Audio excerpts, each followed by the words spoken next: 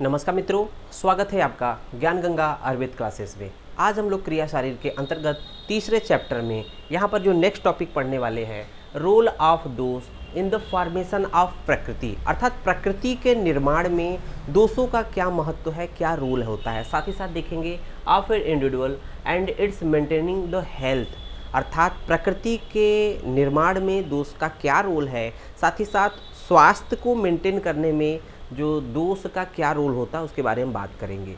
तो देखेंगे कि यहाँ पर क्या बोला गया है कि सबसे पहले हम लोग को देखना पड़ेगा कि दोष क्या है, प्रकृति क्या है, दोष का प्रकृति से क्या संबंध है, फिर इसका दोष का प्रकृति में किस तरह से या फिर व्यक्ति के स्वास्थ्य में को बनाए रखने में दोष का क्या इम्पोर्टेंस है।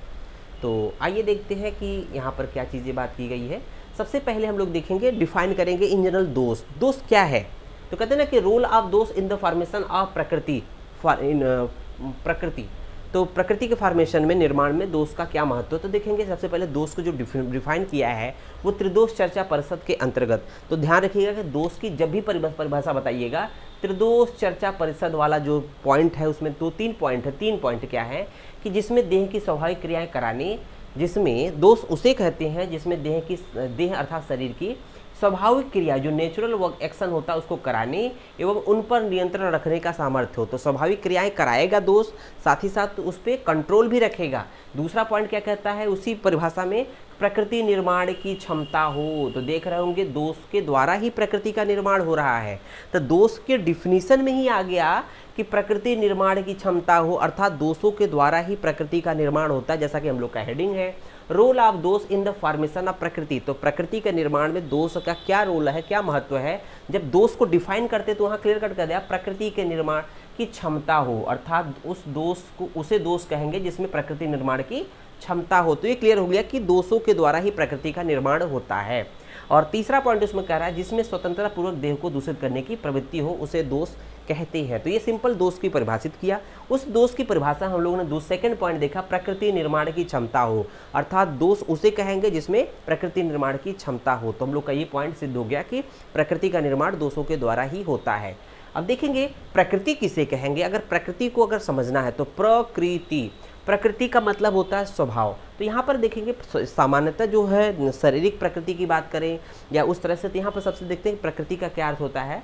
प्रकृति का मतलब होता है कि जो अन्य तत्वों को उत्पन्न करे उसे प्रकृति कहते हैं। तो कहते हैं ना नेचर हमेशा देता है, कुछ लेता नहीं है। तो नेचर क्या करता है कि जो अन्य तत्वों को उत्पन्न करता है। तो हम लोग देखते हैं जो भी चीज़ें हम लोग खाने पीने या जो भी पहनने की चीज़ें हैं सब कुछ नेचर ने दिया है। तो जो अन्य तत्वों को उत्पन्न करता है या देता है उसे प्रकृति कहते हैं। यहाँ पर जिस प्रकृति की बात कर रहे हैं, यहाँ पर इस प्रकृति ये जो डिफाइन किया गया है उसको हम लोग मूल प्रकृति कहेंगे। तो प्रकृति के चैप्टर में जब हम लोग प्रकृति चैप्टर में आएंगे तो प्रकृति को डिटेल पढ़ेंगे, लेकिन यहाँ पर हम लोग जिस प्रकृति की बात कर रहे हैं वहाँ शारीरिक प्रकृति की बात कर रहे हैं, अर्थात किसी भी व्यक्ति के प्रकृति निर्माण में दोष का क्या रोल है, अर्थात शारीरिक प्रकृति की बात कर रहे हैं, देह की प्रकृति की बात कर रहे हैं। तो यहाँ देखेंगे देह की प्रकृति क्या होती है, शारीरिक प्रकृति क्या होती है। तो देखेंगे तत्व प्रकृति रुच्यते स्वभावः, अर्थात प्रकृति किसे कहते हैं, सिंपली क्या कहते हैं, स्वभाव को प्रकृति कहते हैं। तत्र प्रकृति रुच्यते स्वभाव है, अर्थात प्रकृति जो है स्वभाव कहते हैं। किसी भी द्रव्य का जो स्वभाव होता है वही प्रकृति होती है। ये चरक विमान 1 में कहा गया है, जबकि चरक विमान 6 में क्या कहा गया है कि चरक विमान 6 में क्या कहा गया है कि प्रकृति को आरोग्य कहते हैं। तो प्रकृति को आरोग्य कहते हैं। तो कहते हैं ना प्राकृत अवस्था, वैकृत अवस्था। प्राकृत अवस्था मतलब नेचुरल स्टेट होती है, जो भी नेचुरल स्टेट में होती है वो स्वस्थ की कंडीशन में होती है, आरोग्य की कंडीशन में होती है। तो इसलिए प्रकृति को हम लोग आरोग्य भी कहते हैं। कहते हैं ना प्राकृत मतलब कि हम लोग स्वस्थ की कंडीशंस में है, तो प्रकृति का मतलब आरोग्य है, चरक विमान 6 में कहा गया है।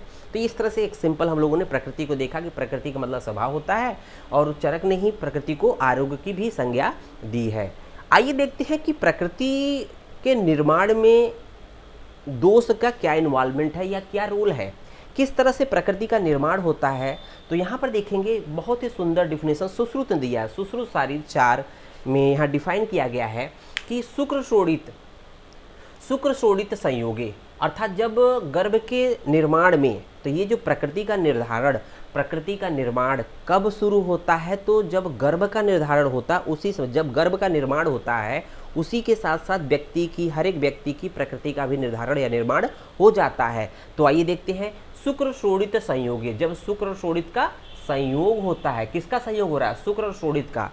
और कहाँ पर संयोग हो रहा है? तो ये गर्भाशय के अंतर्गत हो रहा है, माता के गर्भाशय में हो रहा है। शुक्र शोणित संयोगे यो भवेत दोष उत्कट। तो यहाँ पर वेरी वेरी इंपॉर्टेंट है, यहाँ पर पूछा जाता है कि दोष उत्कट का क्या मीनिंग है? यो भवेत दोष उत्कट, अर्थात शुक्र शोणित के संयोग के समय जो जिस दोष की उत्कटता, उत्कटता का मतलब क्या होता है? प्रबलता। उत्कटता, दोष उत्कट का मतलब होता है प्रबलता, प्रबलता, ठीक है ना? मतलब किस दोष की प्रबलता है, कौन सा दोष प्रबल है? शुक्र शोणित के संयोग के समय, गर्भ के निर्माण के समय, हमें पता है कि वात पित्त कफ 3 दोष होते हैं। इन 3 दोषों में किस दोष की डोमिनेंसी है, वो उसको बोलते हैं दोष उत्कट। अर्थात शुक्र शोणित संयोग यो भव्य दोष उत्कट प्रकृति जायते तेन, उसी समय उसी दोष से जो उत्कट दोष होगा, जो प्रबल दोष होगा, वही व्यक्ति की प्रकृति निर्माण में मतलब कि उसी के द्वारा प्रकृति का निर्माण होगा। व्यक्ति उसी दोष के द्वारा जाना जाएगा कि ये वातज प्रकृति का व्यक्ति है, ये पित्तज प्रकृति का व्यक्ति है, या ये कफज प्रकृति का व्यक्ति है। प्रकृति जायते तेन तस्या में लक्षणम श्रेणु, शुश्रूषारी 4 का। आइए देखते हैं, इसके भावार्थ को देख लेते हैं, जिसको हम लोगों ने एक्सप्लेन किया है। अर्थात शुक्र और शोणित के संयोग काल में, शुक्र शोणित का संयोग काल अर्थात जब गर्भाशय में गर्भ का निर्धारण होता है, तो उसमें क्या होता है? जिस दोष की, तो यहाँ पर ध्यान देना होता है, शुक्र शोणित के संयोग काल में अर्थात संयोग के समय जिस दोष की, मतलब जिस दोष की उत्कटता या डोमिनेंसी या प्रबलता, तो उत्कट यहाँ दिया है ना, दोष उत्कट, मतलब दोष उत्कटता मतलब प्रबलता या डोमिनेंसी, इसको हम लोग डोमिनेंसी भी बोलते हैं। डोमिनेंसी, किस दोष की डोमिनेंस होगा? डोमिनेंसी, प्रबलता या डोमिनेंसी की बात कर रहे हैं। शुक्र शोणित के संयोग काल में जिस दोष की उत्कटता या प्रबलता होती है, उसी से पुरुष की प्रकृति का निर्माण होता है। अर्थात ये क्लियर हो गया कि दोष ही रिस्पॉन्सिबल है प्रकृति के निर्माण में, जैसा कि हेडिंग है, रोल ऑफ दोष इन द फॉर्मेशन ऑफ प्रकृति। तो हम लोगों ने सिद्ध कर दिया कि दोषों के द्वारा ही प्रकृति का निर्माण हो रहा है, लेकिन वो दोष रिस्पॉन्सिबल होगा प्रकृति के निर्माण में जो कि उत्कट होगा, प्रबल होगा शुक्र शोणित के संयोग के समय। तो ये उसी से पुरुष की प्रकृति का निर्माण होता है। तो ये बात क्लियर हो गया। अब यहाँ पर देखेंगे, यहाँ पर दोष उत्कट को डल्हड़ ने, आचार्य डल्हड़ ने दोष उत्कटता से क्या लिया है? ने दोष की उत्कटता से प्राकृत दोष की प्रबलता को लिया है। तो यहाँ पर दोष की उत्कटता का मीनिंग जो डल्हड़ ने क्या लिया? प्राकृत दोष की प्रबलता। तो सिंपली हम लोग चरक की बात कर रहे हैं कि यहाँ पर दोषों की प्रबलता, लेकिन डल्हड़ ने और क्लियर कर दिया कि यहाँ पर दोष भी 2 प्रकार के होते हैं, प्राकृत दोष और वैकृत दोष। दोष जो स्वस्थ की कंडीशंस में होते हैं, दोष जो विकृत की कंडीशंस में होते हैं। तो जो अपने प्रमाण में रहेंगे दोष, उसको हम लोग प्राकृत कहेंगे, जो अपने प्रमाण से कम या ज़्यादा हो जाएंगे उसको विकृत कहेंगे। तो यहाँ पर डल्हड़ ने क्लियर कट कर दिया कि जो दोष की उत्कटता से प्राकृत दोष की प्रबलता को बताया है, क्योंकि वैकृत अवस्था का नहीं, अर्थात प्राकृत दोष की प्रबलता को बताया, वैकृत का नहीं। तो इसका मतलब क्लियर कट है कि प्राकृत दोष की उत्कटता या प्रबलता को बताया। क्यों बताया? क्योंकि वैकृत दोष की उत्कटता से, वैकृत दोष अगर प्रबल हो जाएंगे, वैकृत दोष की उत्कटता से गर्भ का नाश होता है, वैकृत दोष की प्रबलता से गर्भ का नाश होता है। तो इस तरह से उन्होंने ये सिद्ध कर दिया कि प्रकृति के निर्माण में दोष का क्या रोल है, पर्टिकुलर कौन सा दोष जो प्राकृत दोष है, डल्हड़ ने कह दिया। अब देखते हैं कि आचार्य वाग्भट के अनुसार मानव प्रकृति का निर्माण, अगर देखें मानव प्रकृति के निर्माण में, यहाँ चरक ने क्या कहा? सिंपली शुक्र रिस्पॉन्सिबल है, शोणित है, उसके में जिस दोष की प्रबलता होती है। तो वाग्भट ने कहा है, आचार्य वाग्भट के अनुसार मानव प्रकृति का निर्माण अनेक कारणों पर निर्भर करता है। तो उसके लिए उन्होंने अनेक प्रकृति क्यों बताया है? अर्थात पहले देखेंगे शुक्र की प्रकृति। शुक्र की प्रकृति का मतलब कि शुक्र में किस दोष की उत्कटता या प्रबलता होती है, या तीनों दोष सम है, वात पित्त कफ सम्य अवस्था में है, या पर्टिकुलर कोई एक दोष का इन्वॉल्वमेंट है, या 2 दोष उत्कट है या प्रबल है। तो ये डिपेंड करता है। फिर देखेंगे शोणित की प्रकृति, अर्थात जो आर्तव है, ओवम है, एग है, उसकी क्या प्रकृति है, अर्थात दोष साम्यावस्था में है या कोई दोष उत्कट है। उसके बाद देखेंगे काल की प्रकृति, उस समय जिस समय शुक्र शोणित संयोग हो रहा है, जिस समय गर्भ का निर्माण हो रहा है उस समय जो काल है, समय है, उसमें उस समय कौन सी सीजन है, कौन सी ऋतु है, उसमें कौन से दोष की उत्कटता है, प्रबलता है, इस पर डिपेंड करता है।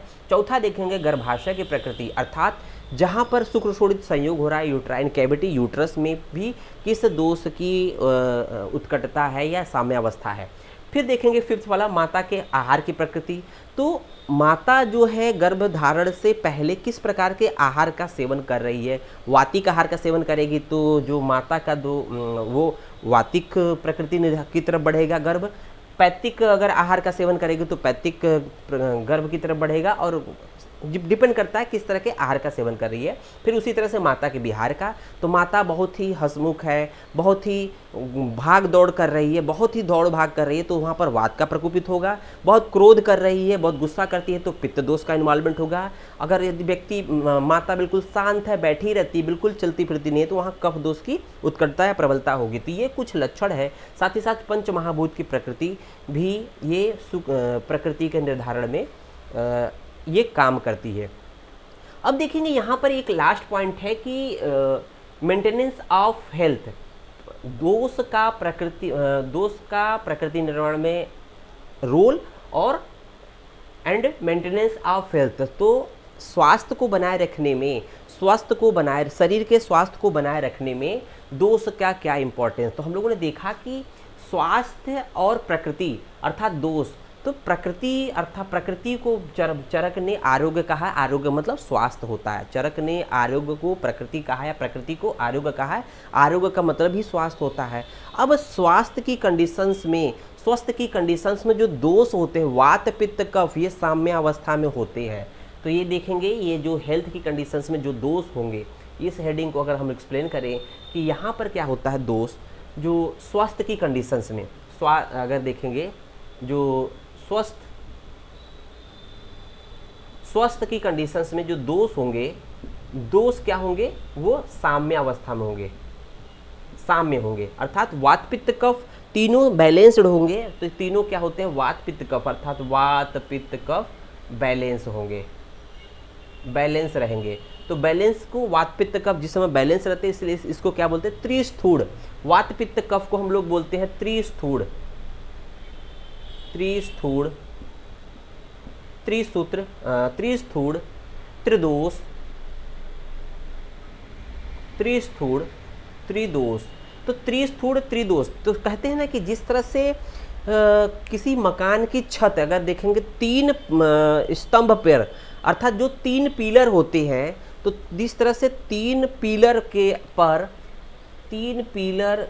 पर किसी भी मकान को मतलब हम लोग रोके रहते हैं, किसी भी मकान को हम लोग बनाते हैं तीन पिलर, मान लीजिए वात का पिलर हो गया, पित्त का पिलर हो गया, कफ का पिलर। उसी तरह से जैसे तीन पिलर पर अगर जो मकान टिन शेड पड़ा रहता, उसी तरह से इसी तीन पिलर पे ये जो स्वस्थ की कंडीशन है, ये क्या है, ऊपर क्या है, ये हेल्थ है, स्वस्थ है, ये क्या है, हेल्थ है।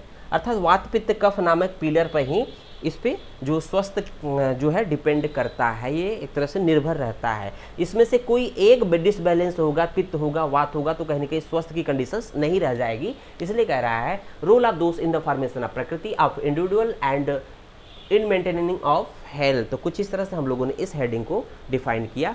धन्यवाद।